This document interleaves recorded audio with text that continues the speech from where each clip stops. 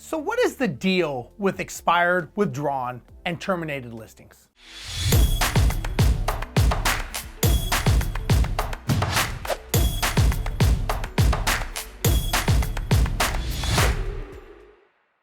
When a property is listed on the multiple listing service, or the MLS, it's listed with a realtor, and that listing is going to be there for a certain amount of time, which is contractually agreed to by both the seller and the realtor who's representing the seller. This time frame normally is going to range anywhere between 30, 60, and even 90 days. Sometimes it's actually legal up to a year. Now again, this all depends upon what was agreed to per the contract between both parties. If the property doesn't sell or lease during this time frame, then the listing on that property will expire. And if the seller or the agent decided during the agreement time frame that maybe it makes no longer sense for them to keep working with each other, then the listing will then be terminated or it'll be withdrawn. Normally, when the real estate listing expires, is withdrawn, or is terminated, the seller is probably going to be frustrated with the current agent, and they quite possibly could now be a quote unquote motivated seller.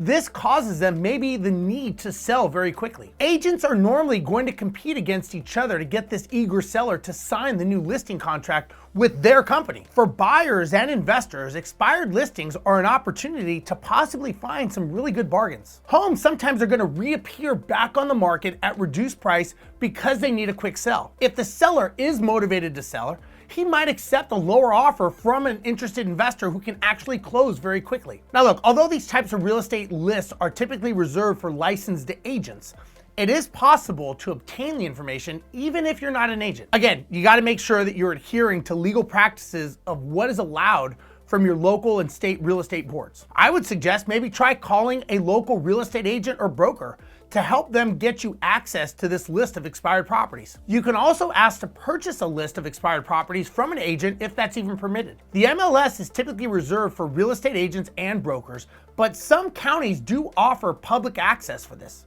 In some markets, agents can actually give a person temporary access to browse properties for themselves. Now, if you prefer not to use agent services at all, you can opt for a search that you pay for the list of recently expired listings.